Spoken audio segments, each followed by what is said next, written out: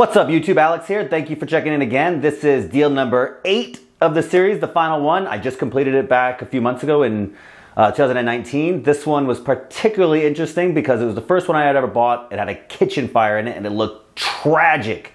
But I fixed it all up. It looked amazing. I'm gonna share all the pictures at the end and I made a ton of money. It was fantastic. Very rarely have any of these deals really scared me. Some of them I've shown pictures of and they look bad and they scared a lot of people. Maybe they looked scary, but I knew they'd make money. This was the first one that I looked at and I said, I'm pretty sure it'll work, but I've never dealt with a kitchen fire before. I mean, it looked bad. It was really bad. So I was a little apprehensive, but excited to tackle a new challenge. I found this deal not on the MLS, but I still found it to my realtor because she's amazing and she was property managing this deal. And the tenant set it on fire. I assume accidentally. I don't know. I've never set my house on fire, but I hear it happens. And the owner wanted to get rid of it. They didn't want to deal with all this, so they wanted to find someone that would buy it in the condition that it was. They had a little trouble evicting the people, even after it burned down, if you can believe it. But she got it for me. She locked me in, and it took a little time to close because we had to get the tenants out, and the place was a wreck.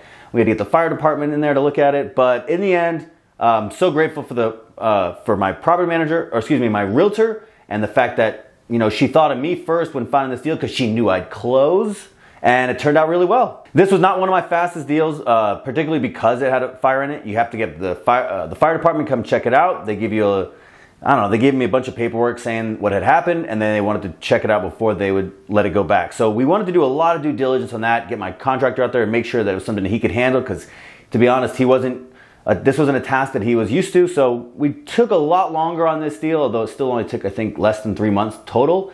But this one wasn't as fast as some of the other ones because of the uniqueness of the issues. But, you know, once you get used to this stuff, now that we've done this one, I would not be afraid to tackle another firehouse, not even a little bit. From the time I found the house, the time I closed, I think it was 6 or 7 weeks, which is a long time.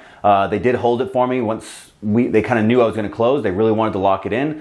We locked in the property at 53 and a half.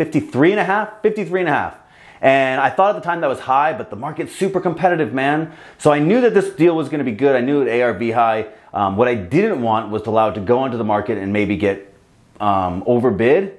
Even though I knew the property was tight, I knew other people would be scared of it. I knew that I could make money at 53 and a half, so I closed in on it. As horrible as this house looks, and you can see the pictures at brokersofchoice.com, brokersofchoice.com. You can see the pictures there, the before and afters. As bad as this place looked, I knew, and my contractor confirmed, that it was mostly cosmetic. Sure, there's a little bit of fire, but most of it was, smoke damage or just smoke on the walls and stuff. So I said, man, even the cabinets weren't even in that bad of shape. So I knew that I could go in there and do a light rehab. He went in there, confirmed, total rehab cost was gonna be like 13 grand. That's it. That was super low, way less than it looked. At that point, I was super excited about this deal. Also, and as I say all the time, you know, building relationships is a long-term game. It's investing in people. It's not transactional. Another contractor probably would have charged me more for the same work. Why does my contractor charge me so little? Because I send him so many deals, so much work that, you know, he probably has to do my job on the cheap, or otherwise he's working against his self-interest. Meaning, I send him so much work that it would be silly for him to charge me full price. And that's a really good way to have a relationship with your contractor or any vendor. Like, make them so much money that they are indebted to you. That's a good way to go forward. It's worked out for me. It got me a bunch of cheap rehabs, and it worked out really good on this deal. All in, we were in this deal for 67 grand, which is about what I'm used to doing. The ARV, I was hoping to be at 95.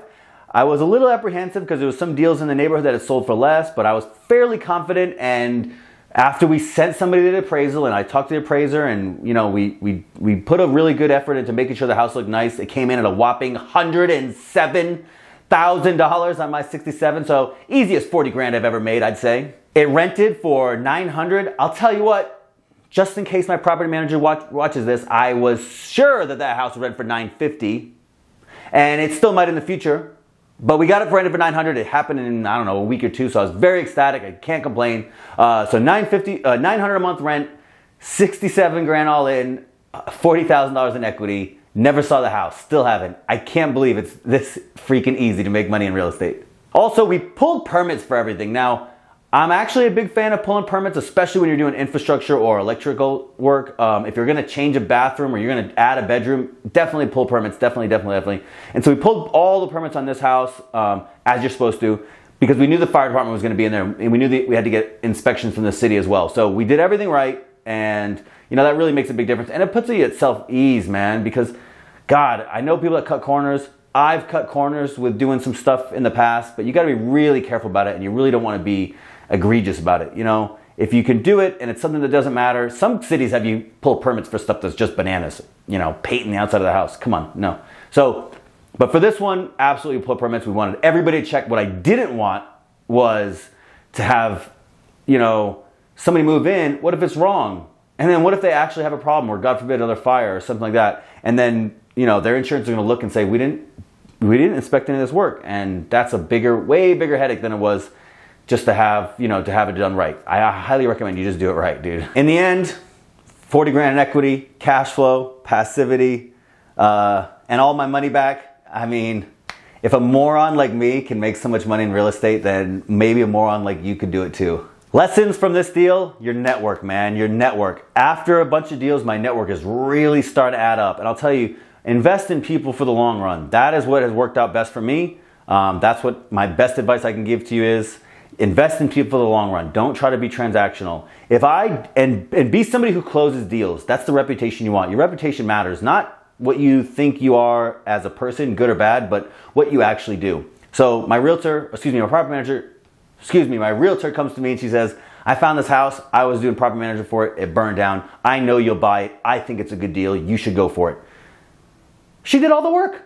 That's all the work. All I had to do was say yes and write a check. She did all the work. And she did it because A, she knows it closed. B, I bring her a lot of work. C, we've been friends for quite a long time now, and we do good business together. And it's the same realtor that I said last deal where I really invested in her decisions. She told me what to do. She said it was what was best. I put my money on her decisions. We made a bunch together. Everybody's happy. And then she feels encouraged and empowered to help me out in the future. This deal is a perfect example of that. So invest in people long term. That's the best advice I can give, man. Invest in people long term.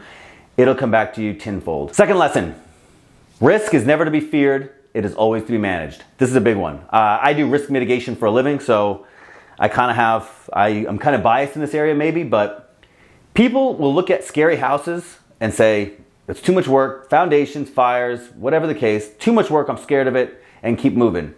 Well, there's a premium on what people don't want to deal with. So just not being scared allows you to look at deals with a lot more optionality, a lot more possibility.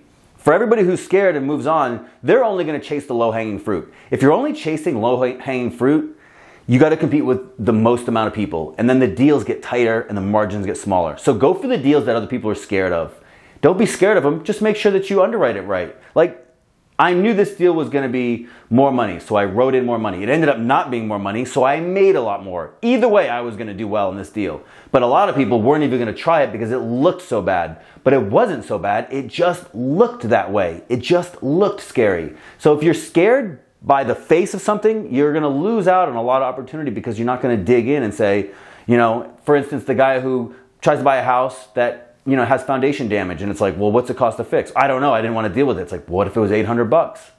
And you could have just made the deal work. And how many people said no to that deal because they didn't want to deal with the foundation issue or the fire when it wasn't that big a deal? So risk is never to be feared, only managed. Last lesson, and I learned it on this deal. Actually, I learned it a few deals ago, but this is the one I really started taking heed. It's unfortunate advice, but single-family real estate doesn't scale. Unfortunately, it just doesn't scale. Every time you want one deal, you got to do one transaction.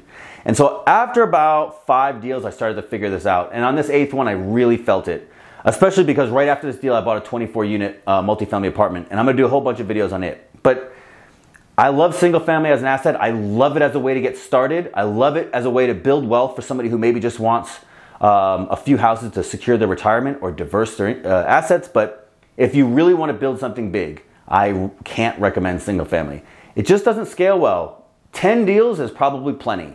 Having 40 single family houses, that means 40 roofs, 40 transactions. There's no economies of scale. You got to get in a car to go every single one of them. If you're going to go over 10, just do multifamily. That's the best advice that's the advice that I'm going to follow. I don't know if it's advice that I would give yet, But that's the advice I'm going to follow, and that's what I learned doing my 8 deals. Maybe it's not best for everybody, but for me, that's where I'm going. All right, to wrap this series, that's the last one. Thank you so much for watching. This was my first endeavor in YouTube, and I'm thankful for anybody who watched it, and I learned a ton doing this, and I hope that telling the narrative along with the blog, brokersofchoice.com, that goes through the details and the pictures, but just telling the narrative I hope will be useful as well. If you watched all of them, or if you watched none of them, send me some critiques so I can get better. I don't really know how YouTube works yet, so send me everything you got. Let me know what I can do to improve. Let me know if you want to help. I would love it. And keep posted. Go to brokersofchoice.com, brokersofchoice.com, brokersofchoice.com. I also have a podcast, the Brokers of Choice podcast. Check it out on iTunes, Google Playlists, Google Podcasts. And stay tuned. I'm going to do a lot more YouTube. Thanks for watching.